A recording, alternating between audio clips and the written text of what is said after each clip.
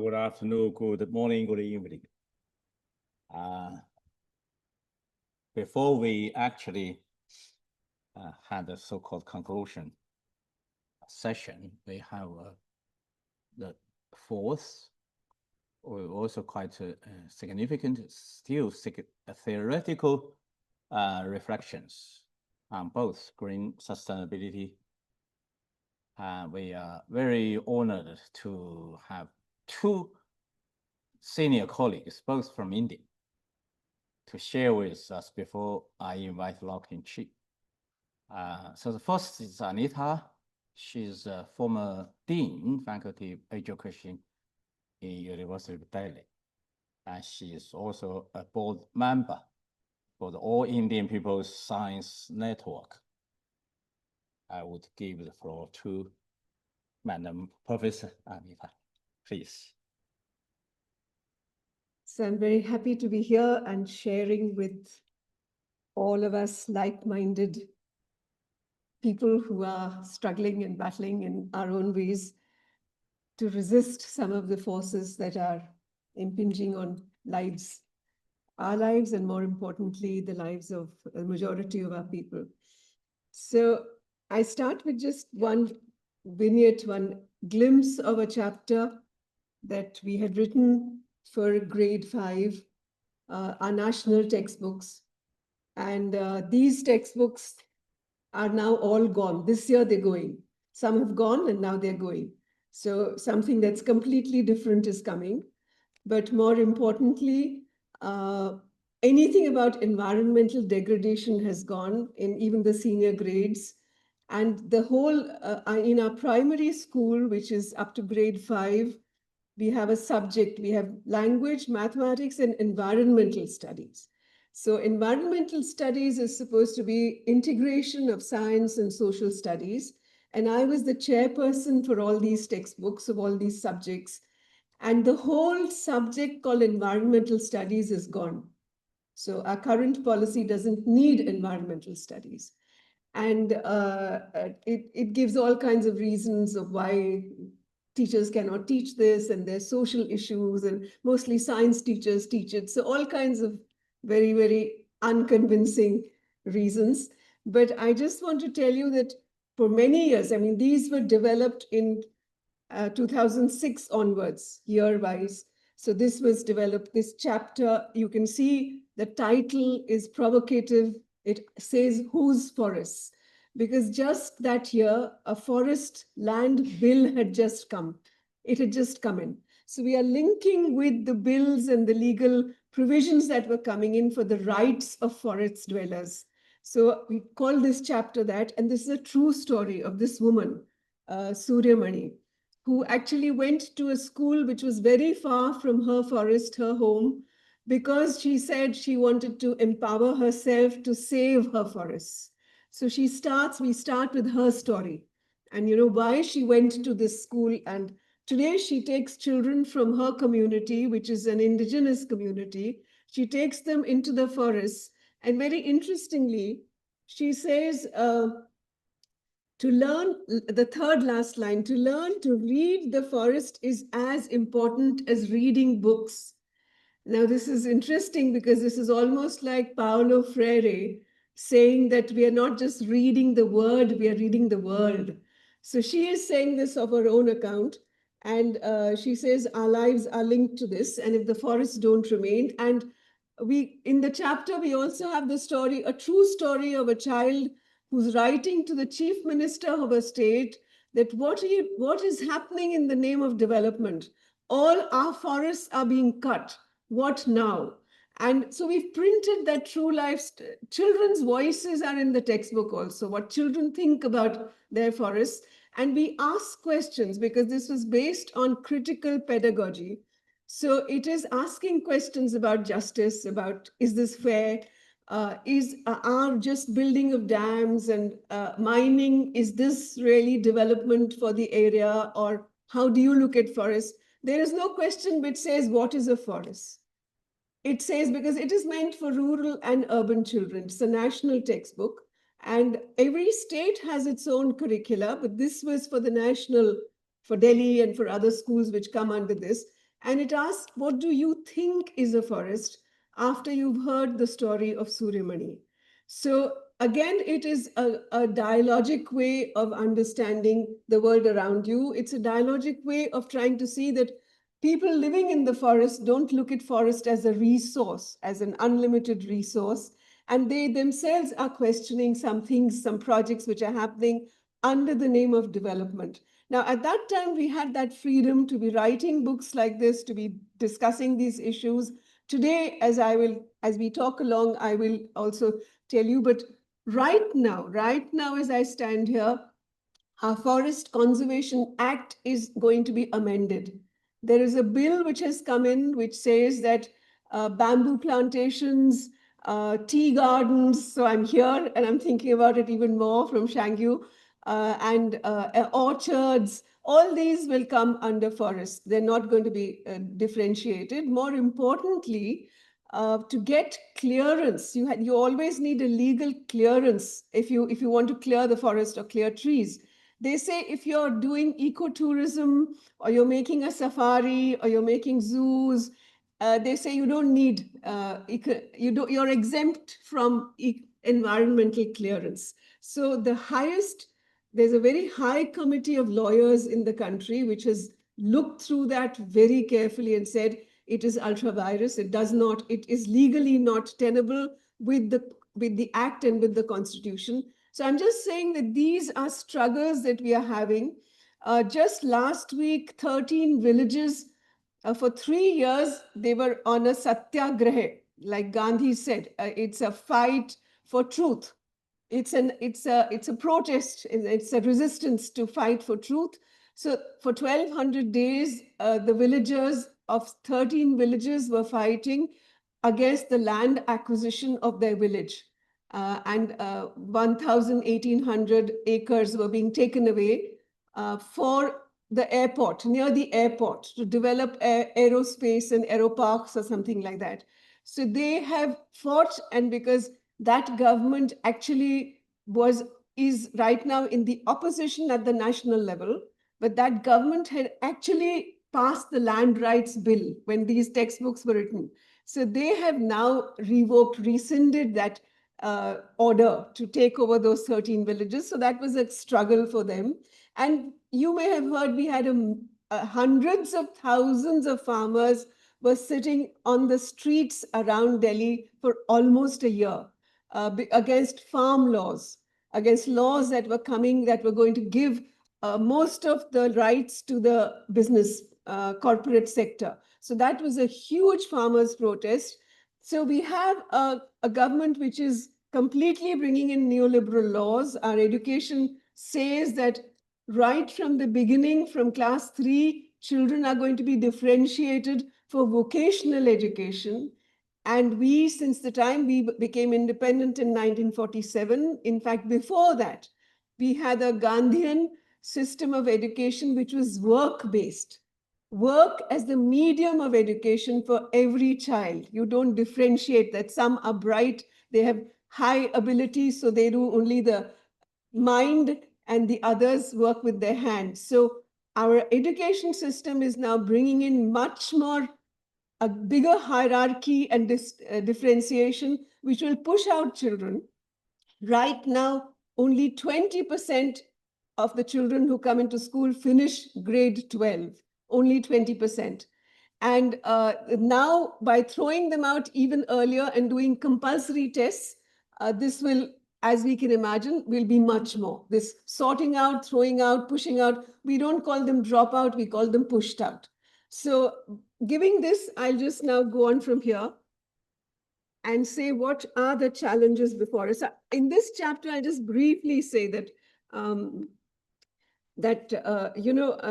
this chapter interrogates the connected concepts of place, belonging, agency, and development. And it also highlights the fact that nature is not a resource to be exploited through the power of technology and industry. And these texts continue to promote questions and discussions amongst the teachers based on their own lives, difficulties faced by farmers, weavers, or fishers, the changing crop patterns, the dependency on globally produced chemicals, depleted water resources, commercial industrial extraction, and climate disasters. So all these issues were coming in one way or the other. And they do not try and hide or obscure social realities, and they do not infantilize or sanitize the texts. As normally people say that, oh, children have to be protected and given a very rosy, happy picture. We say the majority of our children, this is their life. So there's no question of protecting them. They must know and critically understand that and show also examples of agency and questioning. So we encourage children's participation. We bring in their voices in the textbook, and we have helped them to reflect, question, and discover multiple realities and multiple knowledges of people around them. Now this, as I said, this year, this is going. So I'm just showing you what the last few years and decades we've been working on. So I had said that we'd be also looking at erasures of knowledge. I mean, it's not just that we don't include artisanal knowledge or forest dwellers' knowledge, but there have been, in history, there have been erasures of knowledge. And today, studies which look at histories of knowledge have actually told us that we have often not really understood how certain things have happened. And it's important for us to reinterrogate how they were represented. And I'm looking at some of these things, especially from the science and mathematics areas, looking at how certain things were said that, well, you don't know the law of parallelograms, you don't know how arches were made, so how can you construct this? But how people are now re-looking at this and why it's important for us to bring that into our education system. So I start with two quotations. I mean, both of these people, they're two cultural icons of modern knowledge systems, and they were both voicing concerns 500 years back. Now, 500 years is roughly the time frame of when Dipesh Chakravarti, one of our subaltern post-colonial historians, says that the globe was constructed. He says the globe is a human construct which has been constructed through imperialism, capitalism, and technology. And this is a period of 500 years. So he differentiates between the globe and the earth. And he says it's almost like a parallax when we try and look at the planet. So, and we look at it from these many worlds, these many very differentiated worlds. We're looking at the same planet. It's actually a problem of parallax because these are very different things from where you look at it. But 500 years back, Kabir is an icon who's who's a poet. Even today he's read.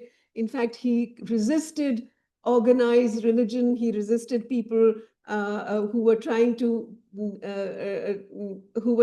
oppose dissent, and was from a very poor family of weavers. So he says that Tera mera manua kaise ek hoye. He says, how will your mind and my heart and your heart be the same?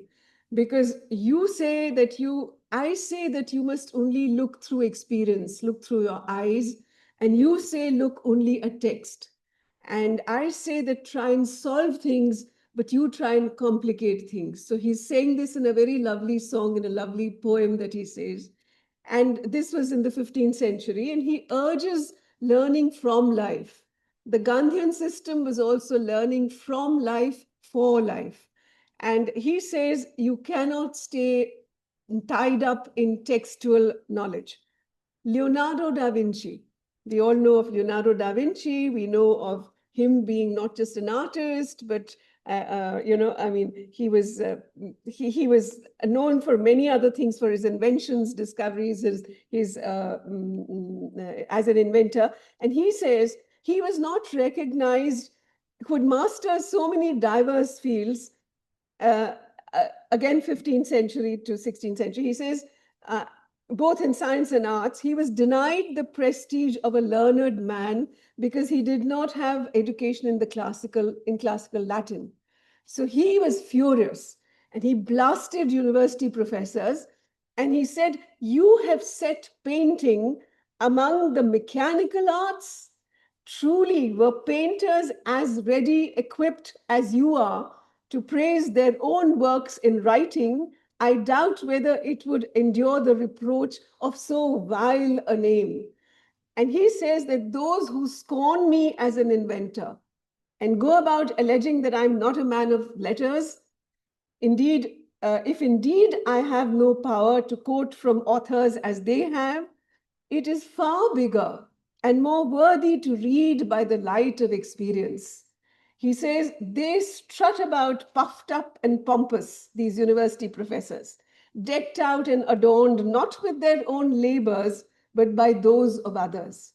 And this is what I would like to come to. What are these labors of others? How are we in education? Are we even not even acknowledging? And it's not just now, it's happened earlier.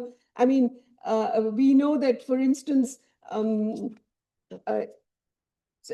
we know that not only even today we are finding that people are questioning this. When India became independent, our first University Education Commission report said that the separation of the skill of hand from the skill of mind has retarded the mastery of the physical world and is a major cause of poverty. So even then, because caste in India has always tied people to certain works. The dirty work, the handwork, the messy work should be done by people of low caste. But I just want to bring to your notice, and I will come to that our policies today and the Organization for Economic Cooperative and Cooperation and Development, OECD, that organization, I've been going through their policies, especially in maths and science education, and what they see as 2030, what kind of maths and science has to be taught. In their policy documents, they actually say that the focus should be on creative work, and with for the knowledge age. So they call themselves the knowledge age, and they say the rest of the work can be outsourced or given away to the industrial age. And you can guess which are the countries, China and India, they name them, that this can be done by them, and they can look after the environmental hazards and the low wage work. Actually, then I read this and I saw a triangle which said that the creative work was on top, and that was within the developed countries, and the routine manual work was below, and these were the so-called industrial age countries, and India fell in them. I was livid. I said, how can a policy in the 21st century, how can these documents so blatantly and brazenly talk of these hierarchies and this kind of segregation? And, say China, India. So I think China and India have much more to do together. And our earliest policy, in fact, our first education minister, Maulana Azad, he had said, to a convocation of Patna University in 1947, and we saw a lot of Patna opium, if you remember. He said that learning and civilization cannot be enclosed within territorial boundaries. He said no seal can be put on them. These lie outside the pale of nationalities as a common heritage of humankind. In fact, like we today talk of knowledge commons, he was talking about it even then. And it's true, any of these. So when we look at the history of knowledge, we cannot put these patents and seals and say these are the national boundaries, because this is how knowledge traveled. And we know that very well, at least between our countries.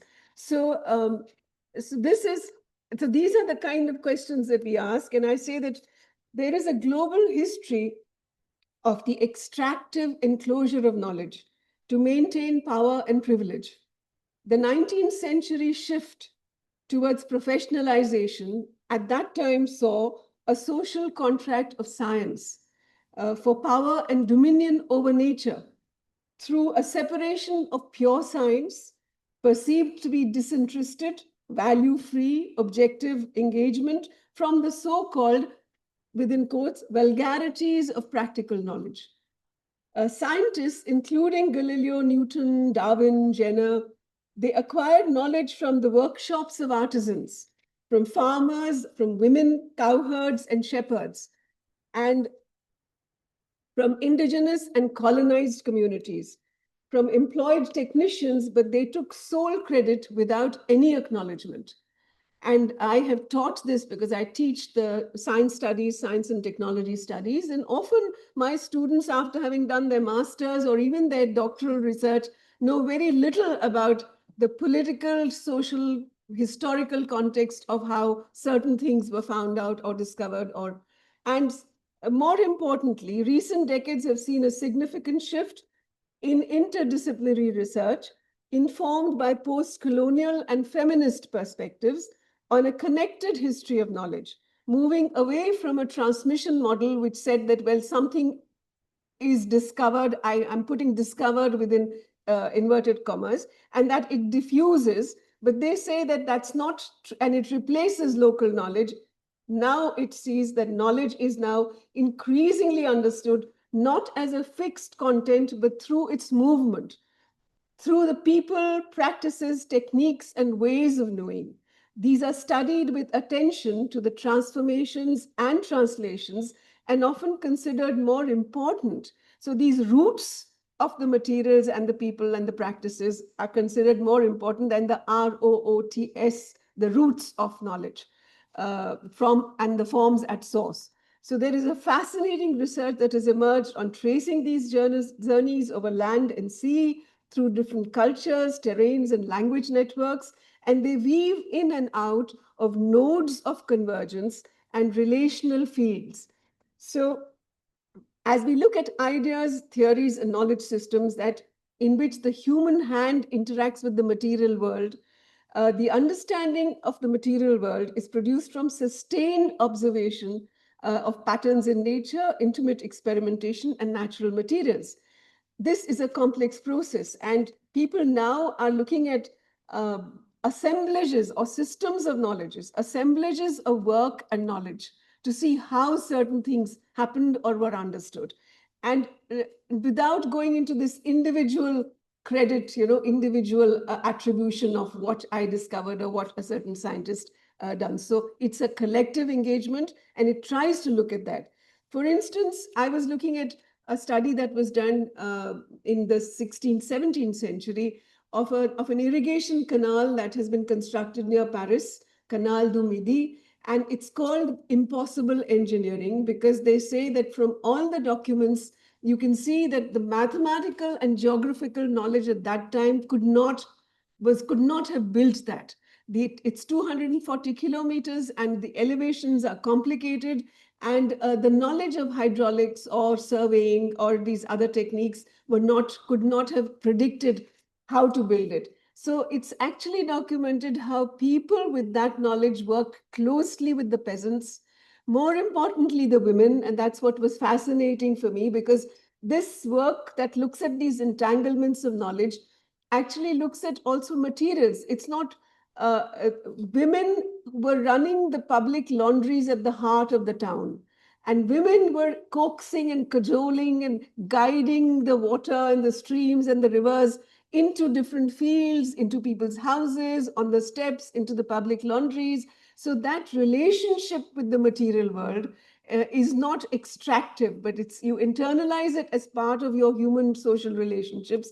And so it's fascinating how even the local measurement of land, they walked with those chains and they walked over the ground. So they had much closer. So the topography was really under their feet. They understood it, and they understood which were the meadows, where were the fault lines of the mountains. So when they actually built it, it's today been documented as something which is a distributed cognition, which is really an example of distributed cognition with the materials, the tools, and the people, not separating them.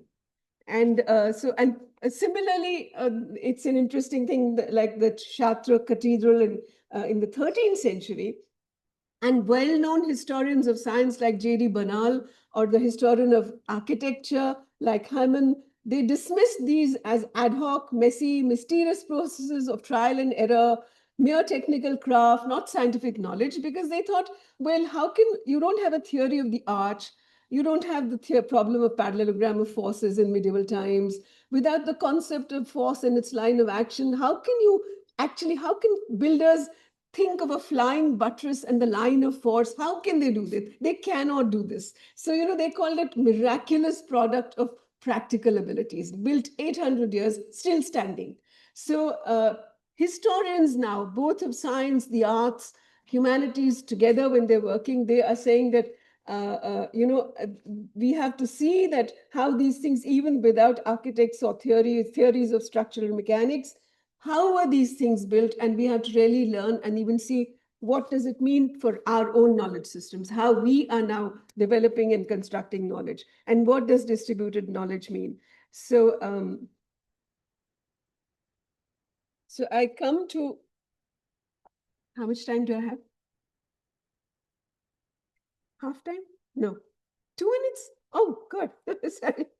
So these, they're also interesting anthropological and archaeological studies. For instance, David Graeber, when they write on the dawn of everything, they say that so much of research which is already there, it contradicts these conventional narratives of human progress and learning. Instead, show that societies that have practiced freedom, equality, mutual care for centuries and even millennia, that these exist, and that's why a lot of the knowledge was shared by humankind. And they dramatically change the questions to ask of history. And this is important, of history and knowledge. They say that, for instance, they ask, is there a positive correlation between women's freedom in a society and the degree of knowledge creation and innovation? Because they say if we ask the right questions, we actually learn much more about how things happened rather than having our set ways of looking at. So in the spirit of critical pluriversalism, because I want to emphasize that the Global South has very strongly questioned these universalisms, whether it's science or whether it's climate or whether these benign words of climate change. We don't use these words. We would rather say ecological justice, because these are relational notions.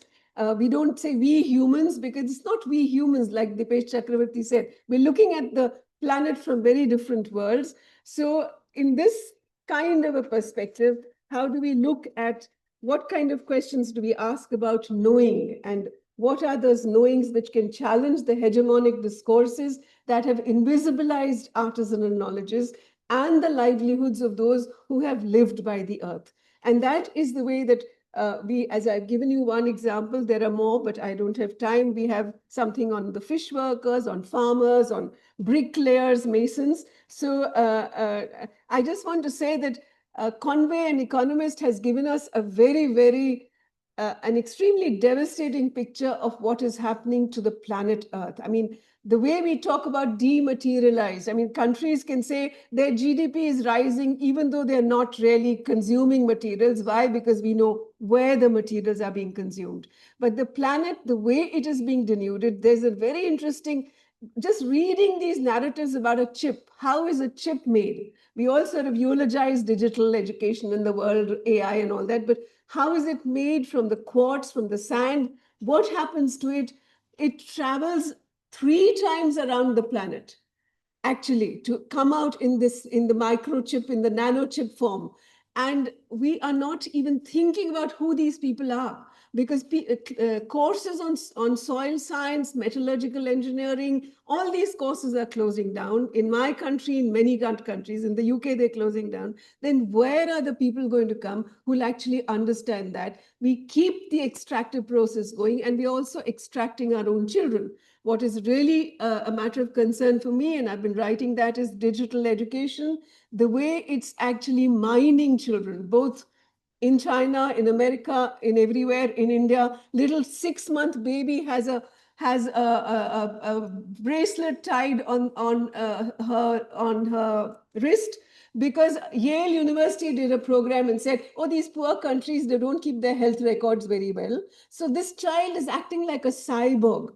Not only is the child's data, but the health worker's attendance, the mother's money transfer in the bank, everything is being recorded on this. So our children are being data veiled. So this data valence is really threatening, and we must look at these technologies much more critically, and the algorithms, how they work. Thank you. Thank you so much, Anita. It's fascinating. I therefore cannot really even remind you the time. Our next speaker is Madhulika, who is also from Indian University, Delhi. She will share with us from her perspective. Thank you very much for this invitation to speak at this very rich conference. I heard a couple of sessions yesterday, and I learned a great deal. And I'm very excited to be part of this, even though remotely. I hope that at some point I can join physically as well in subsequent conferences. But I'm going to be speaking on pluriversal knowledges and paths to sustainability. And indeed, my good friend and colleague, Anita RAMPAL, has laid out the foundations of a very shared sensibility as well as perspectives. So it should be, I think what I have to say would complement what she has already stated. The rich presentations we heard yesterday of sustainable interventions in different parts of the global south, those have been undertaken in response to recent crises, as the ones from Brazil and Venezuela, in fact, that we heard yesterday. I learned a lot from those, and in my paper, I will try to relate to them with similar examples from India. And the difference, though, with my examples is that I have studied what I call pluriversal knowledges, being in India from pre-colonial times, suffering marginalization during both colonial and post-colonial periods, and undertaking different kinds of strategies to survive, even thrive. For the longest time, they were called traditional knowledges, and they were studied in terms of contestations in culture and identity without value for the knowledge per se that they embodied.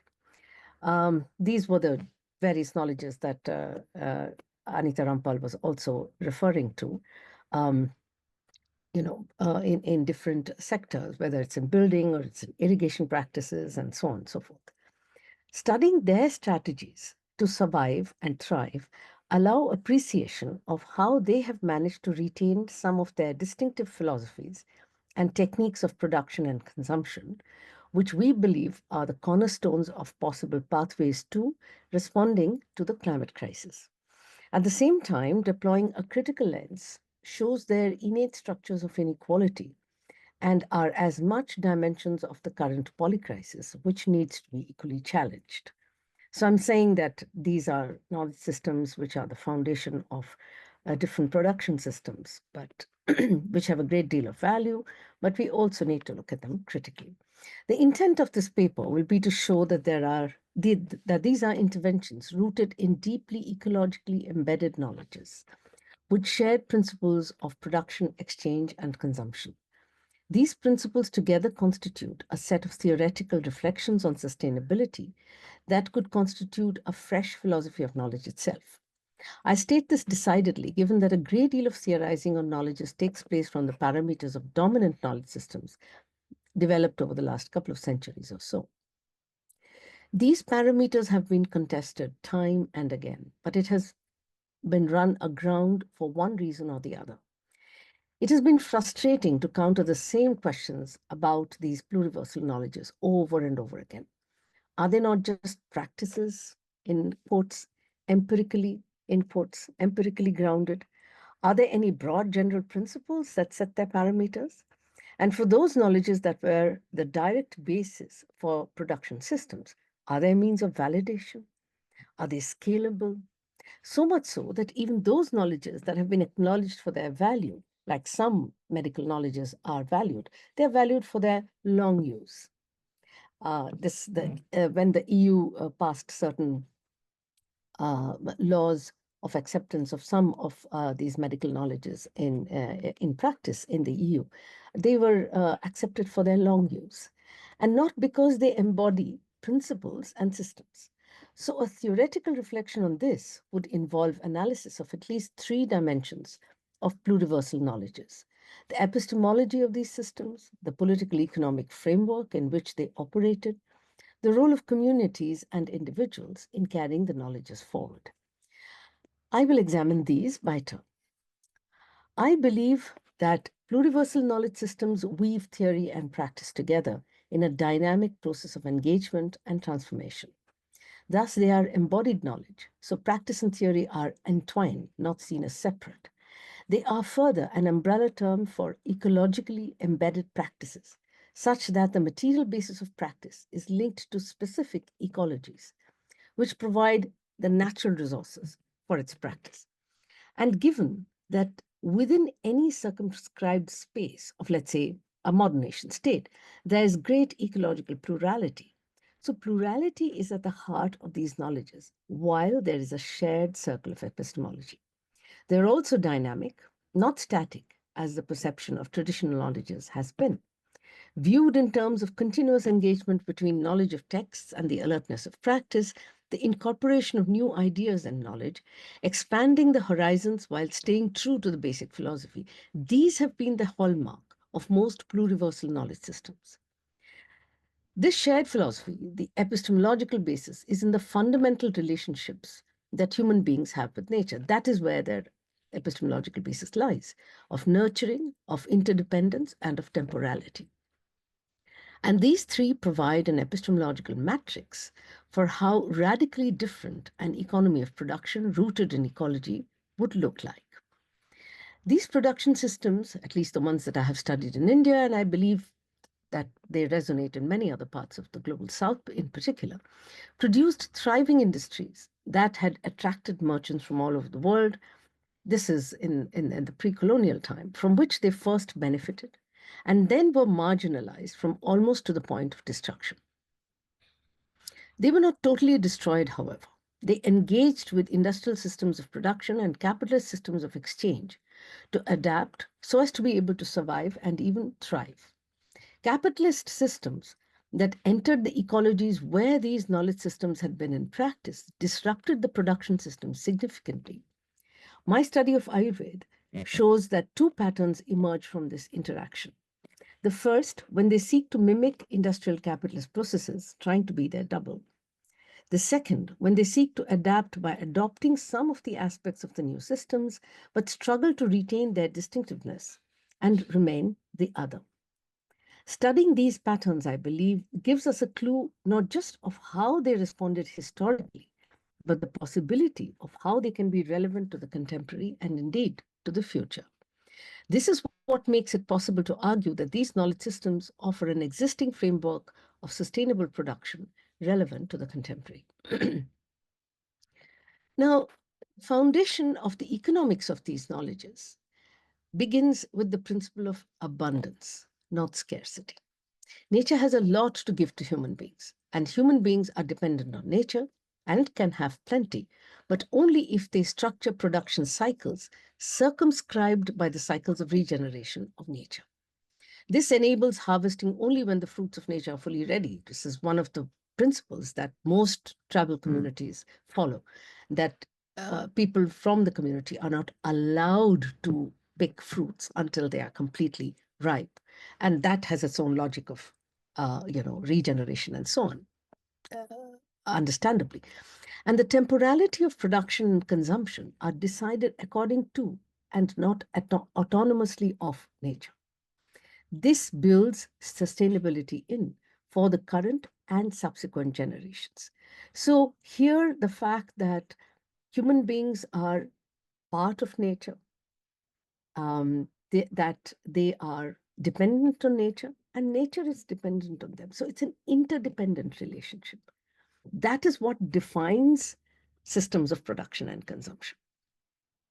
And this is what makes it ultimately sustainable. So the economic feasibility of production is defined in intergenerational terms as much as the immediate returns from it.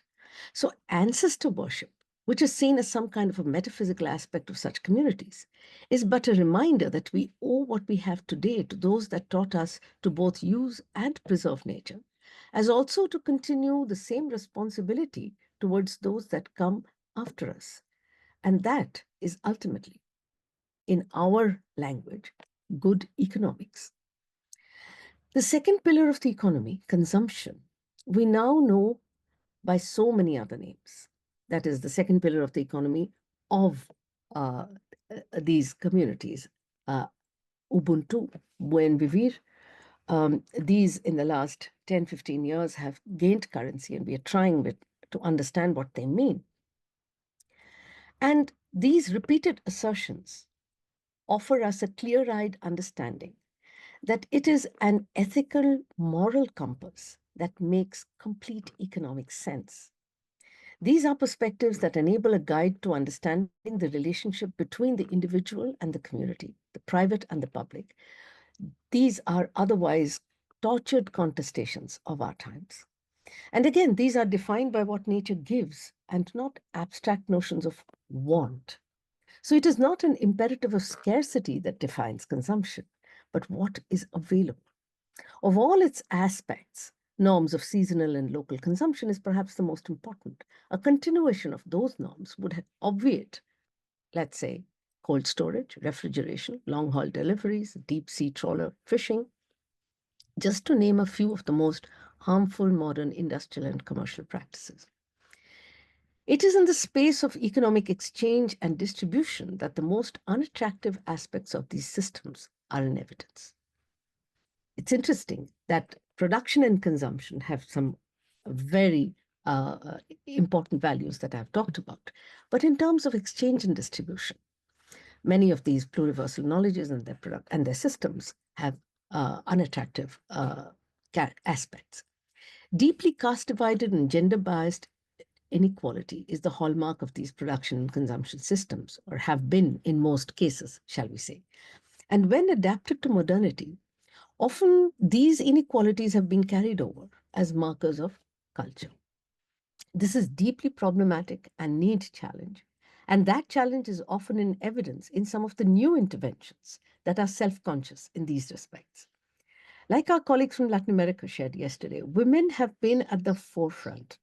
Anita RAMPAL said this too, very important aspect, that the women have been at the forefront of popular economies in shaping the programs, implementing them, and adapting them to newer challenges as they go along. In two examples that I will briefly share today, remarkable initiatives have been taken to overcome challenges of both caste and gender. The first I will speak about is the Adimalai Parangodinia Producer Company Limited, run by the Kurumbas, a tribal community of the Nilgiri Hills, which is of the western coast, along the western coast of peninsular India, who are primarily honey collectors. They do some small-scale farming for a living and live a basic life, and that could definitely do with better facilities and better, better standards of life. The company collects farm and forest produce directly and buys them at 20 to 30% more than the market price. And this company has 1,609 indigenous shareholders, and 90% of the employees are women. Started informally as a farmers collective in the early 2000s, the APPCL was registered as a farmer producer company in 2013.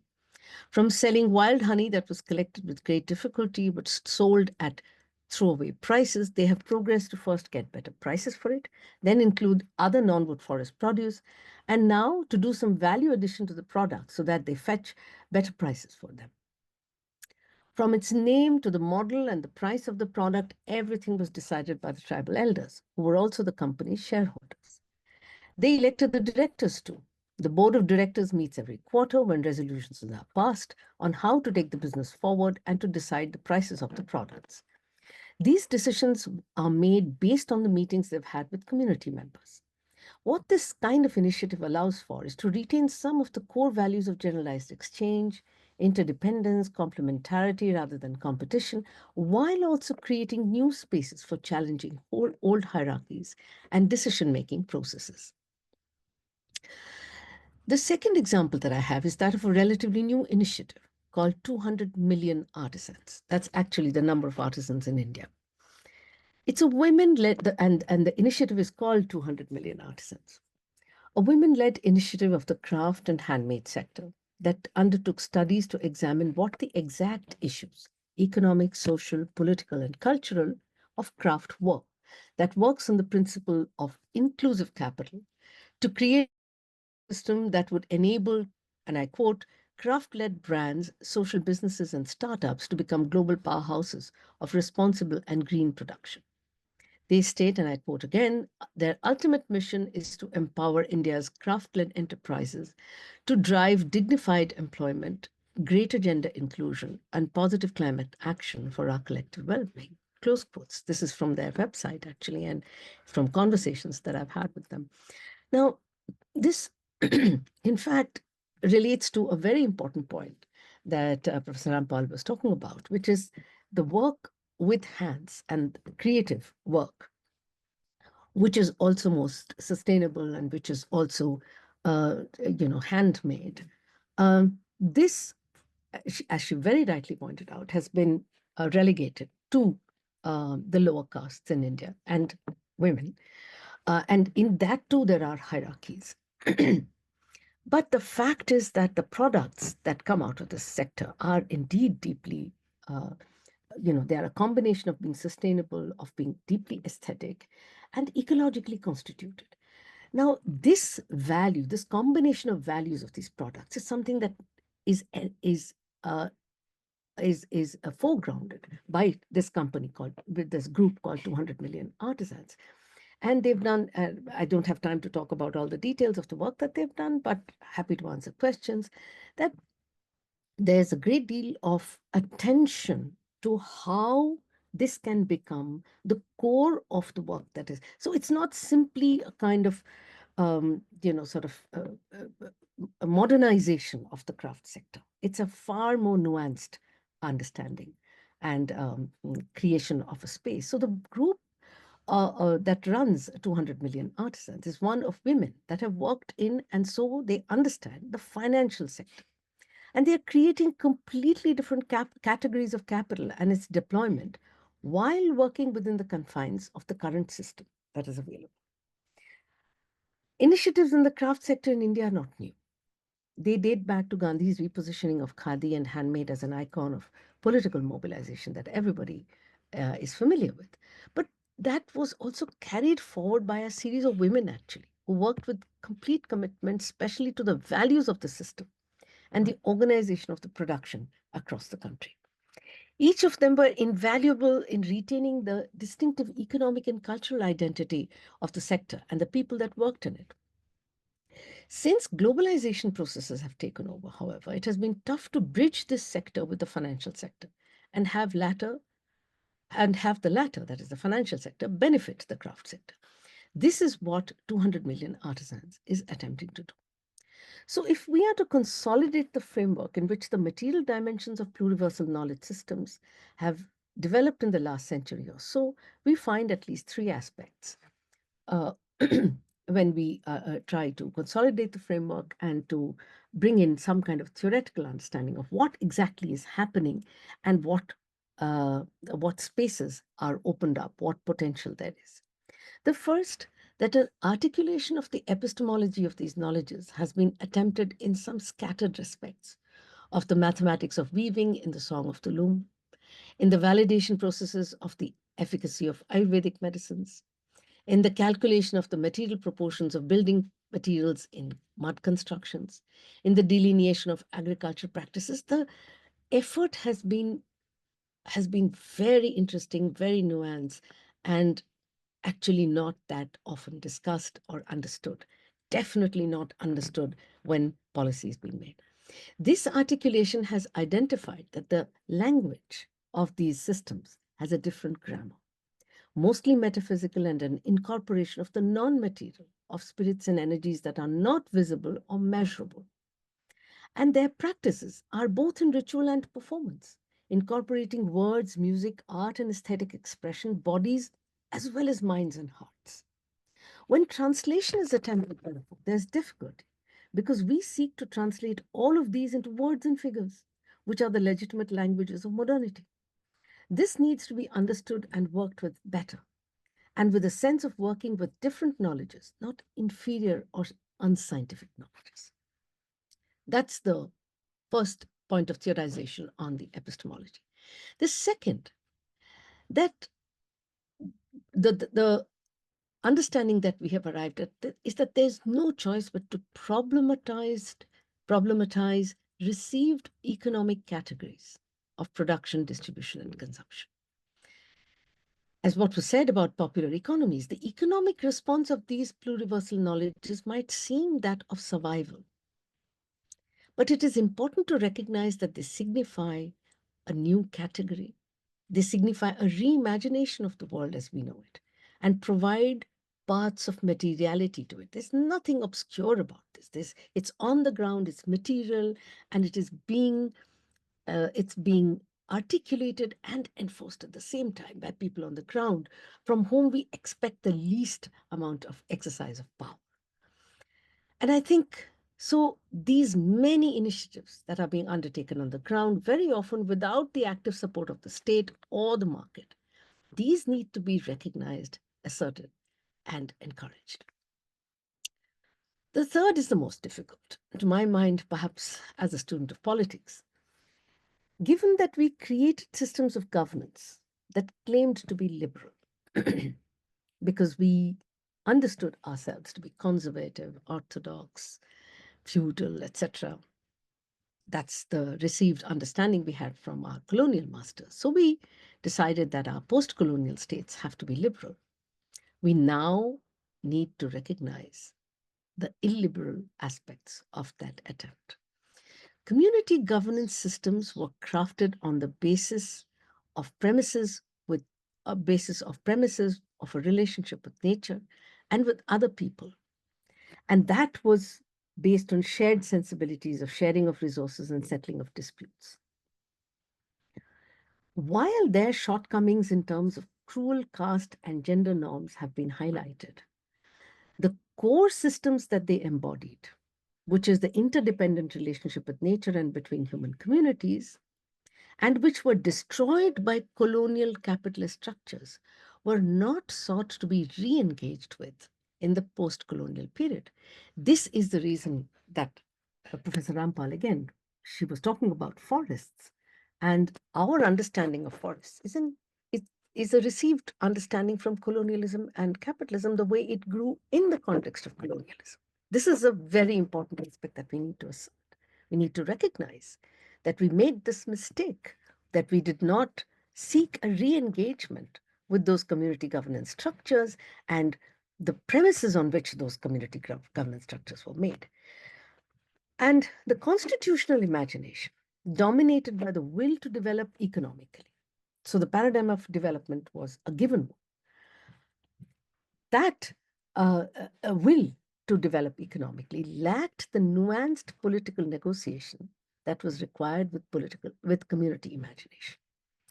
And so a great deal of political contestation results between community and constitutional systems. Now, constitutional systems are also not monoliths. There are different, there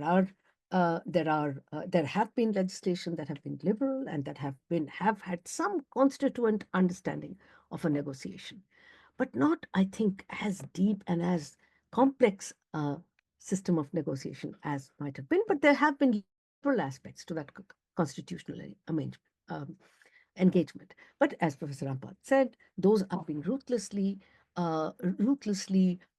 changed and done away with, precisely because we are now at a juncture of political contestation when the development paradigm has overwhelmed even more the entire space of communities and nature. And now for us to renegotiate is proving to be a very difficult call. And so this is where the political imagination of an alternative political route to democracy lies, to my mind. And as always, the political contestation for democracy has been difficult, has been overwhelming. But this is a space where we really need to, because this is what ties into a different imagination of the economy, different imagination of culture, and so on. and so forth, which are so important in order to address the planetary polycrisis. And so when we are able to understand that our constitutional imagination needs to be interpreted in somewhat different and a wider sense in order to make space for this kind of community imagination, the positive aspects of community imagination. That is when we will be able to create some kind of an alternative political route to democracy as well. And the current kind of contestation and struggle that we are in will have some kind of fruition. So these three dimensions, to my mind, constitute the theoretical parameters of pathways to sustainability on the basis of pluriversal knowledges. Thank you very much. Thank you very much, Professor Madhulika. Thank you for sharing with us. Now, next speaker, Lao Jianzhi. No need to introduce her, who she is. This session, we had designed it to be a dialogue between China and India. And as you know, and that's why I'm wearing a beautiful Indian scarf. We have a good silk, a nice patterns, and we have many things. Actually, between China and India, we share a lot in common for centuries. And of course, we all have read the novel, The Journey to the West with the Monkey King. And we have seen how the Buddhist scripts were being taken back to China and had a strong influence on the folk religions. And particularly, at the beginning of the 20th century, we were at about the same time. It was about the same time when we were facing the challenges of the processes for modernization. So about 100 years ago, while in China, we had in 1919 the slogan for democracy and science, which would be the path to catch up with the US and the UK on the path of modernization. We had in India a somewhat slightly different proposition. If we could hear from, we've learned from what Gandhi was saying, his idea that he proposed just 1 month before the May 4th movement in China was for India to have a very different type of development and development which would differ from the plunderous, exploitative mode of capitalism as manifested in those times. So we also could see that in the near 1950, so both India and China had our own independence and also the new China. And there was the embarking on the path of modernization. And there were more convergence. So Nehru was also very much for modernization, not quite the Gandhian type. And so, although India was basically fully colonized and China was semi-colonized, we had faced the aggression of imperialism. So, in fact, in the mid-1990s, after we came to know Wang Hui and Professor Wang Hui and Professor Huang Ping and Dai Tsinghua, we had initially had an idea of doing a comparative study between China and India, where we could look at the thoughts, for example, comparing Maoism and Gandhiism, and comparing the different types of Marxism that was being put into the national context to see what could be done and how would that be different from the predominant Western model of modernization. But that didn't take off because we had become too busy. So we usually have very, very nice ideas, which we find it maybe a bit difficult to put into practice all of these ideas. So then the idea at that time was that we see China and India, well, Together, they comprise 40% of the world's population and a huge area of the land. And could they be charting a path which could challenge the Eurocentric mode? So today we see that I think it doesn't need to be elaborated how there is the US hegemony in economy and in financial capitalism. There's the genocide unfolding before our eyes with all the atrocities in Gaza. And we also see the extremities of the climate, the collapse of the climate, and everybody is being affected. But then we also just heard from Anita how there is the denial by the governments, by the elites, that there's anything to do with human factors in causing these catastrophes. So we are seeing a world in which I hope that for us, the commoners, the subaltern, that we can see what is going on and we can feel what is going on, but then we do not lose hope in trying to find a solution. But then if we look for the solution only in the United Nations, with the international global institutions, and sometimes with the state, so we might find it difficult, especially when in so many states in the world today, we see the rightist powers coming up. The neo-fascist forces have become quite have been on the rise. I think in India, in many parts of Europe, and in Brazil. So I think we are in this particular context when we have our forum here to try to look at the question with the theme of green and sustainability. So this is the 12th forum that we've had. And then in the past times, we have had a lot of discussions, and we've invited different people to try to tell us not only the analysis of the state of the world, and which I think many of us share in common, but then we want to look for alternatives. What can we do? Can we think otherwise? Can we think differently so that that thinking can inform our practices for a different world? Which is also why the Global University has been doing quite a lot of publications. And so you could see that we published a People's History of Cuba.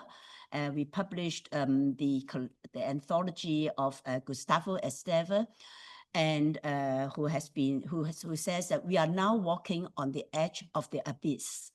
And we have particularly published our friend MP Parameswaran because he says he is a Gandhian and a Marxist. And the two words put together doesn't seem to fit very well. But then if you look at his practices, you can understand that it exists. And it could be, his practice could be theorized as Gandhian Marxism or Marxist Gandhiism.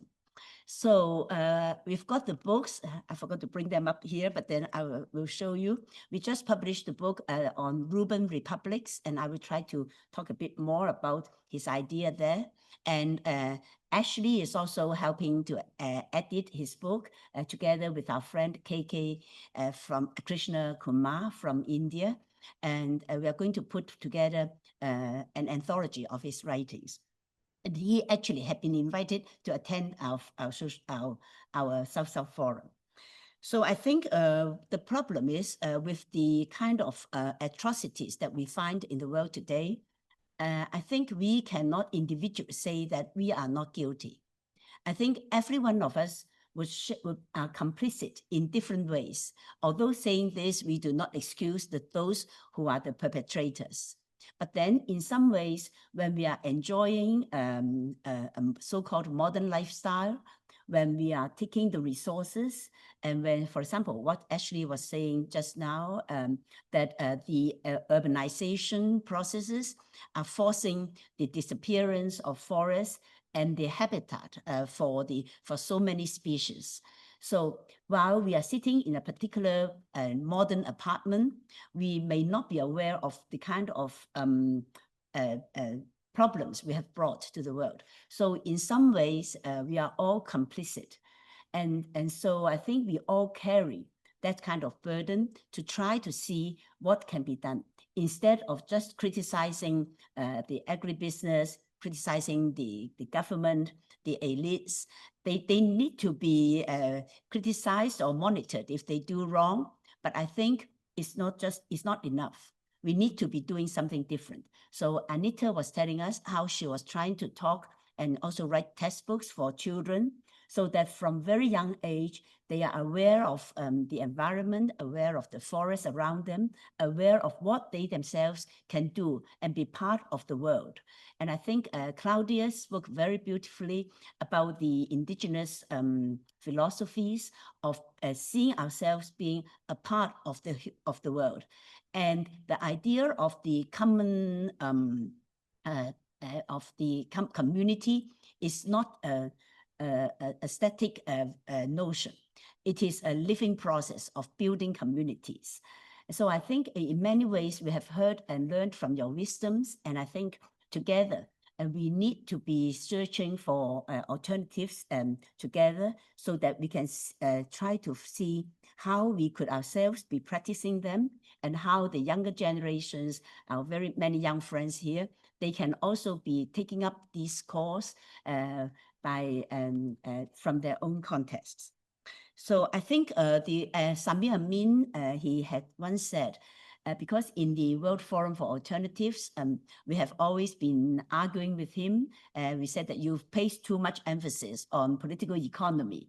And then he said, don't worry, Francois Outa, and you take care of the environment, environmental questions. So whenever there's the discussions about environment, he said, okay, Kinchi, Francois, you take it up.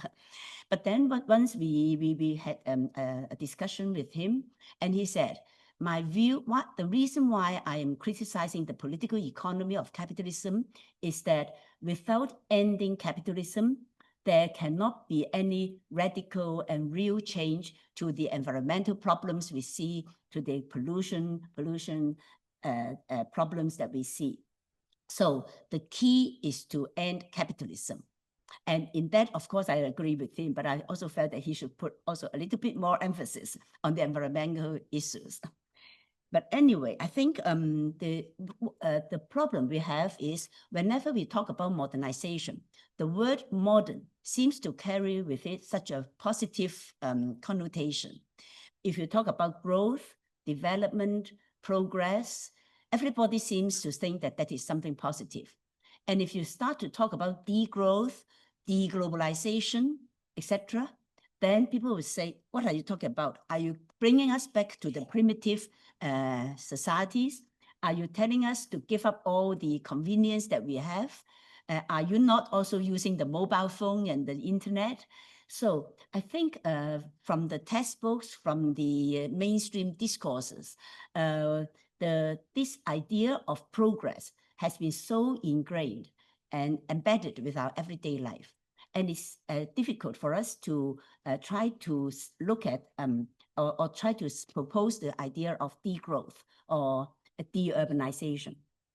But then if we look at the problems today, we will find that it is actually very necessary not to follow the predominant path of modernization and capitalism as we see it today, as exemplified by the US, where you have this elite, where you have so many people homeless, where students studying for universities have to carry a big debt that they have to continue to repay while they are working. So you see all these social polarizations. And so I think the ideas of freedom and equality should be ours also. It's not to be given up to the those who espouse capitalism. But then when we talk about the idea of something, if we start criticizing modernization, I think we need to go to the local context, to the national context, to see what exactly do we find problematic, what is lacking, what needs to be addressed, and how from our own experiences we can try to redress some of the wrongs, and how can we look at the positive experiences so that we can learn from them, protect them, defend them, help to promote them, and bring them into solidarity. And that is also one of the aims of the Global University that we have been hoping to work on. So on this question about growth and progress, I think we have been trying to articulate this in different ways. So for example, we would talk about alternative modernity, something different, a modernity that would offer you some of the good things, but then we try to give up all the bad things, and we take all the positive things and we can forget about or leave aside the negative things. But of course, that's utopian. That's not possible. I think, so sometimes then we also talk about things being non-modern. They are not the modern ones. So, but then whenever we go to talk about indigenous knowledges and indigenous wisdoms, people will say, immediately come and tell you, that is backward. That is something, you are going backwards. They are backward. And if you talk positively about them, their practices, their cosmology, then you are also going backwards. So these linear steps of going forward or going backward, I think is very much there. And it's not easy to untangle these knots.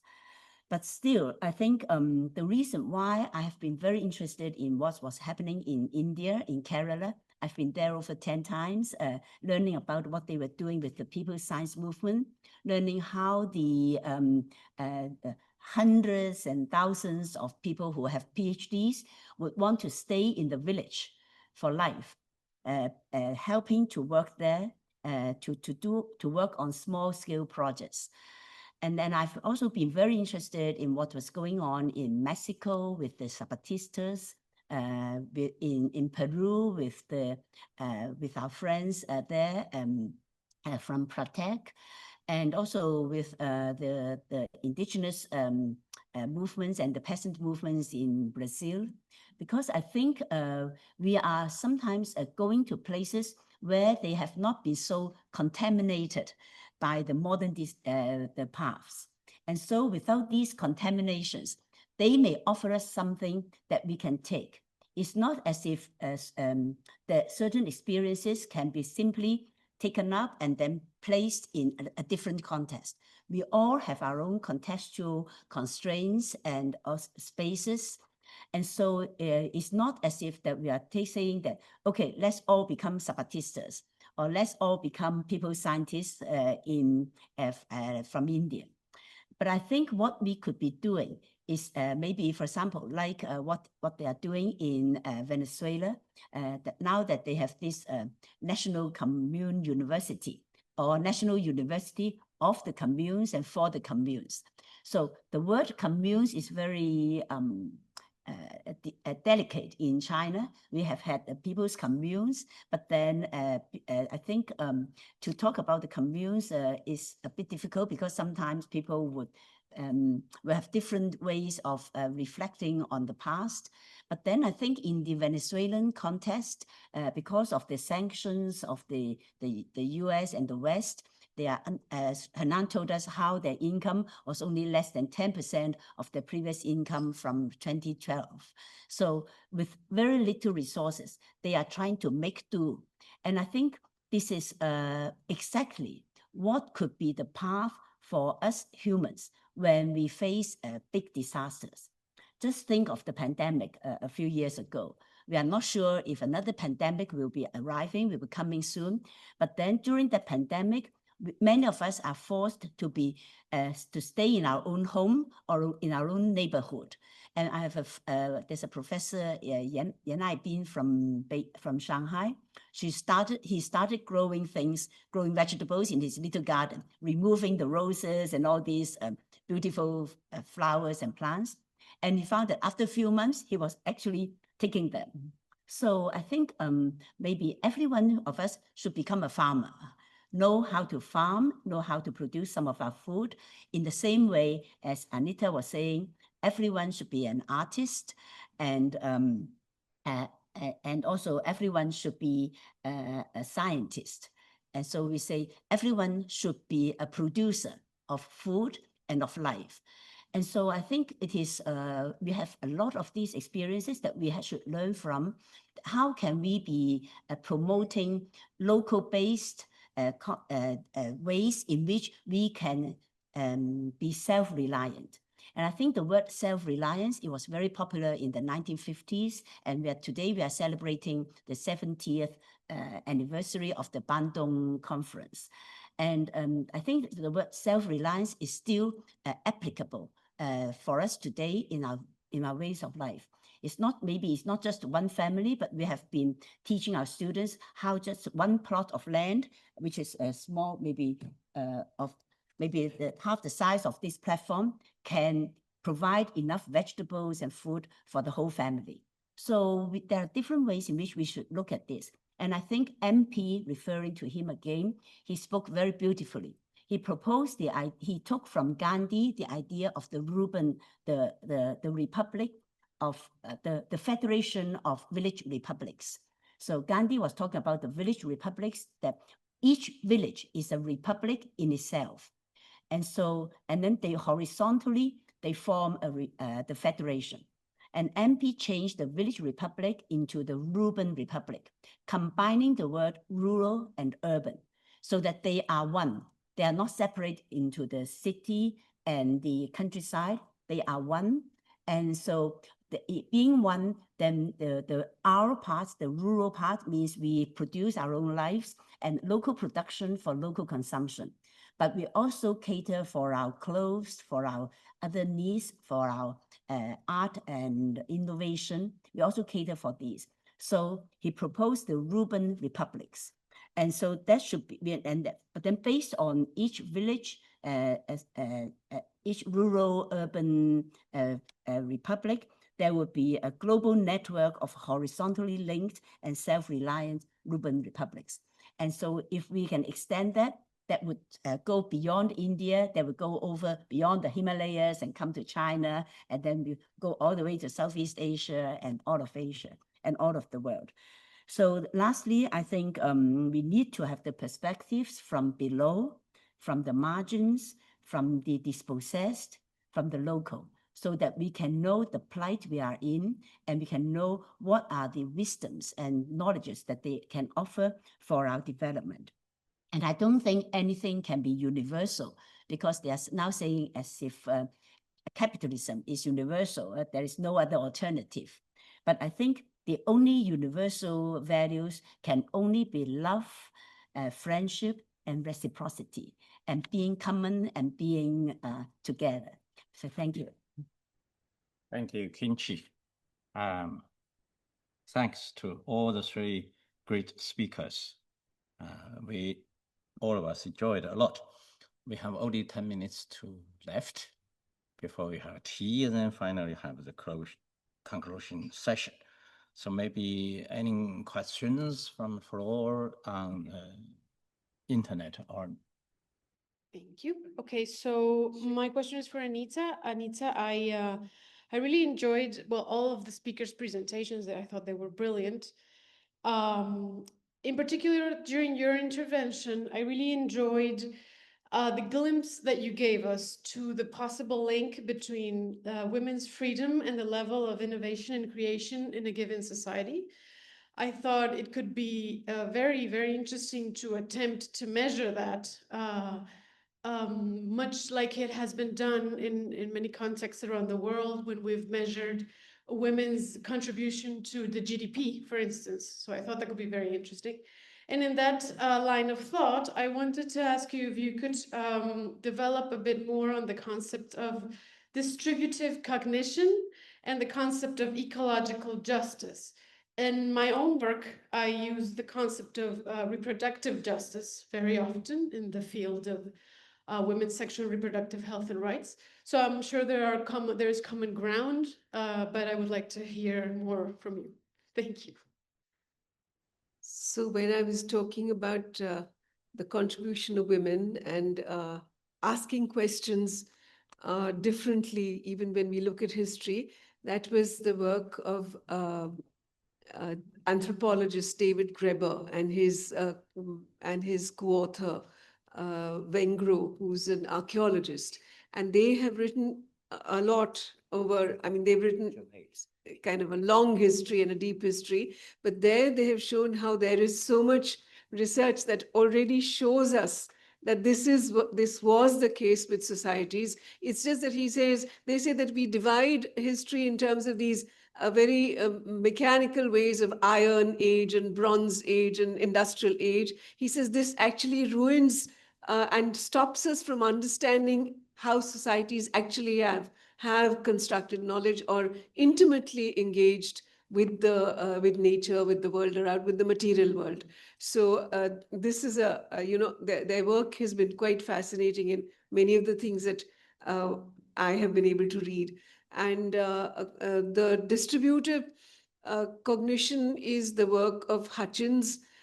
There's a lot of work now which looks at, for instance, they look at navigation, and they look at what is happening when a boat is being navigated either through the indigenous community or currently through the Navy and through the people who bring the boat to a ship to port. What are the kinds of knowledges there? How is that happening? And how is it distributed? It's not as if there's just one element and one person, but it's really a process, and the sea and the boat and the tools, how they all interact with, how people interact with all these things. So there are some interesting researches which people have looked at, whether it's in air pilots or navigation or things. And I looked at this study where the same thing was being applied to irrigation and how that canal was built and what were the different people who were contributing to it. And even though they were mathematical practitioners or geographers, their knowledge was limited at that point, and how the local knowledge contributed. And it was really, that's why what they called, it was almost impossible to build it unless they actually got this distributed, it was an endeavor of distributed cognition. Thank you, Anita. Can I just add Colleagues. Yes. one thing which I didn't come to, which I had hinted in the abstract, was, how do we count people? I mean, how many people? Yesterday we talked about how many peasants are they in Africa, or so. This was again when I was looking at fish workers and people who are growing food, because energy scientists today in the West, especially in America, say that, oh, well, like in Singapore, you said, people don't know where food comes from. So the gardeners, the Lingnan gardeners, these college students don't know where the food actually is coming from. Similarly, Vaclav's mill, for instance, says people don't know because there are not enough people growing food. And I think that is a myth. Because when I went through a lot of studies by FAO and actually trying to see, they said the problem is that we cannot be counting people, we have to count jobs, we have to count people who are engaged in the work. Because today, the US labor employment data is being used to tell us what curriculum should be made, because what is required, what mathematics is required in the next 10 years. And they don't, when they look at agriculture, they give some ridiculous things in mathematics because they don't know. They're assuming all agriculture is done by the way that the US may be doing it. But we have 4 billion people in the world who are in the food, in the agri-food system, agriculture, fishing, and hunting. And in Asia itself, there are 2.5 billion. And FAO itself tells us that the way of counting people has to be different, because it's not the way you count employment or labor force.